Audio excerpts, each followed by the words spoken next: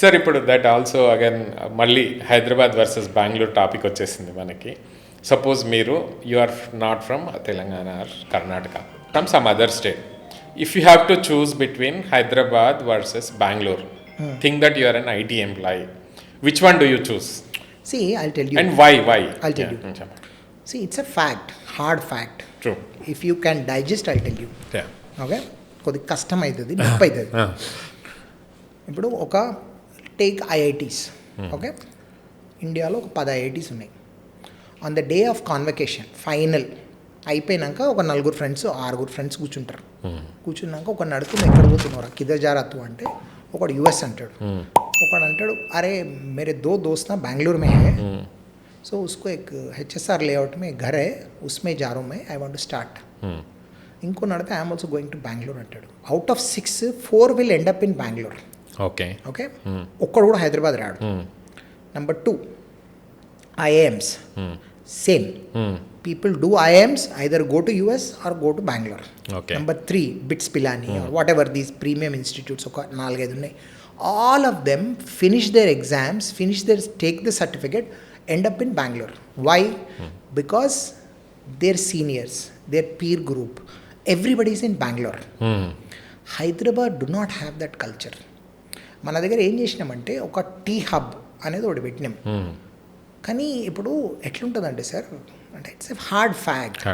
ఇప్పుడు నేను ఒక స్టార్టప్ పెట్టాలి. ఇప్పుడు స్నాప్డీల్ అనే స్టార్టప్ పెట్టినా, ఎగ్జాంపుల్ జెప్టో అనే స్టార్టప్ పెట్టినా, ఆర్ జెరోదా అనే ఒక స్టార్టప్ పెట్టినా. All these are $1 billion companies, unicorns. So నేను పెట్టినప్పుడు నేను ఒక టీ హబ్లో పెట్టినా అనుకోండి, government will take all the credit. Government will say Telangana government కియా హే, గవర్నమెంటే చేసింది, గవర్నమెంట్ వల్లనే వీళ్ళు సక్సెస్ అయ్యారు. ఆ ఎంటర్ప్రెనర్కి అది సఫకేటింగ్ ఉంటుంది.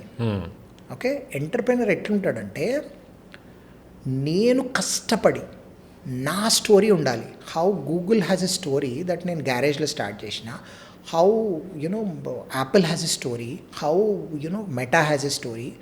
ఇట్లాంటి స్టోరీ కావాలనుకుంటారు. వాళ్ళకి హ్యాండ్ హోల్డ్ చేసి గవర్నమెంటే అన్ని ఇచ్చిందంటే వాళ్ళు they don't consider.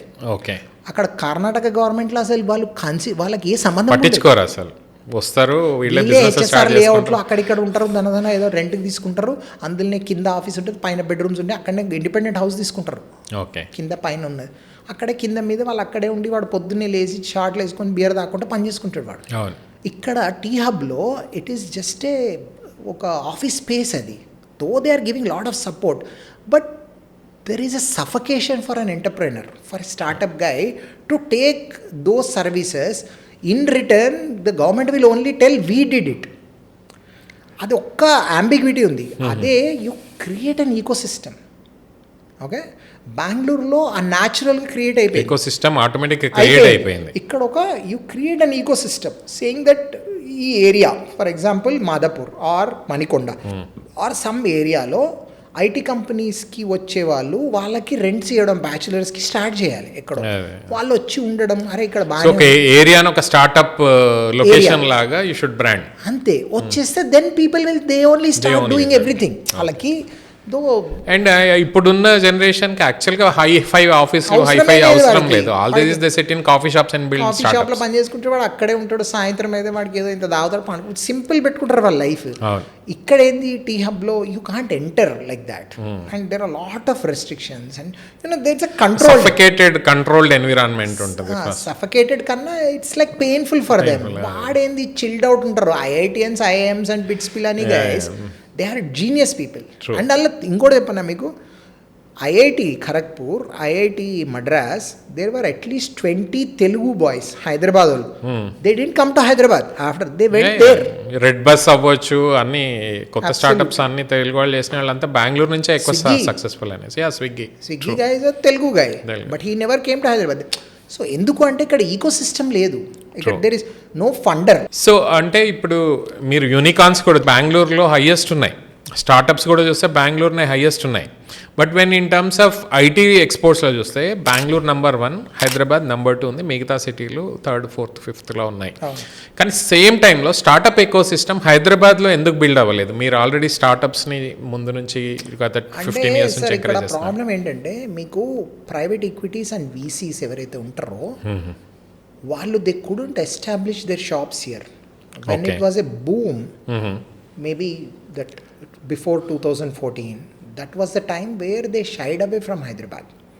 And that is the time where there was real opportunity and real estate prices were very low in Bangalore. Okay. So that is there they went and got the meat. Establish their offices there. So ఇక్కడ వాళ్ళకి ఏమనిపిస్తుంది అంటే హైదరాబాద్లో ఉన్నాడు అటు కూడా వస్తాడు అనుకుంటారు. ఇప్పుడు స్కై రూట్ ఉంది Hyderabad company which also is in now Bengaluru. Okay. So most of them who started here they are going there also. Okay. They thought that is a better visibility ఉంటుంది అని. బికాస్ సి మీకు Bengaluru visibility 10 times bigger than Hyderabad.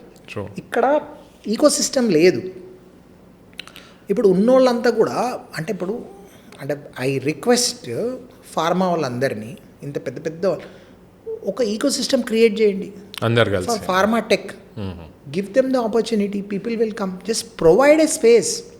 Are IT companies, all Hyderabad origin అయిన IT companies ఉంటాయి, or GCCs ఉంటాయి. So let them provide some. అట్లా ఇవ్వకుండా ఏమైపోయింది, basically Hyderabad has become a back end office for most of the companies. Services and back end office అవుతుంది. So అట్లా అవ్వడం వల్ల ఈకో సిస్టమ్ డెవలప్ కాలేదు. It doesn't mean we don't have. We have. Bangalore has 100, we have 10 or 15. Bangalore has 10, then we have 1 or 2. We have. There are a lot of activity. Hyderabad Entrepreneur Group అని ఒకటి ఉంది. Then there is Hyderabad Angels Group. Hyderabad Angels.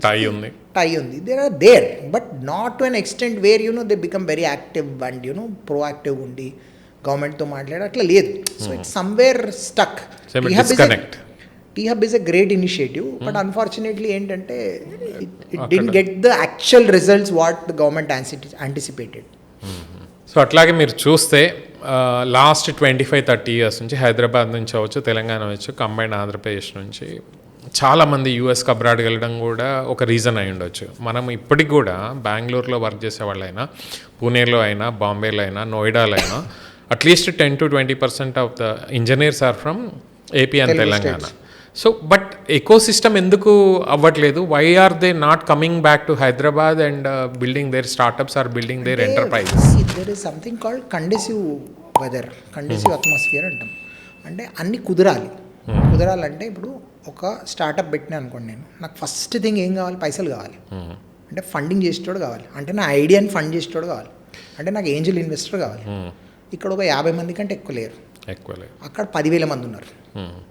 Okay. So there is a huge difference. And next ఏం కావాలి? నాకు ఒక space కావాలి. నాకు ఒకటే ఆప్షన్ ఉంది ఇక్కడ, T-Hub. నేనేమంటున్నా, ఒక గల్లీ డెవలప్ చేయండి, మణికొండలనో బేగంపేటలోనో, ఎక్కడో నాకు తెలియదు, ఎక్కడో మాదాపూర్, కంచగచ్చిపోలి, ఎక్కడో వేరెవరు ఒక గల్లీ డెవలప్ చేసి దానిలో regular normal middle clause type of houses ఉండాలి.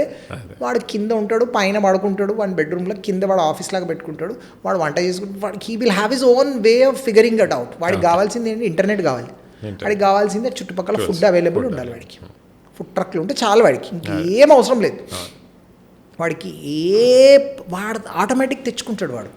ఇంకోటి ఏంటంటే, వాడు సక్సెస్ అయ్యాడు అనుకోండి, వాడు ఏ కాలేజ్ నుంచి వచ్చిండు, వాడి జూనియర్స్ అంతా వాడిని ఫాలో అయ్యి అటే వెళ్ళిపోతారు. ఇప్పుడు Bengaluru story is that only.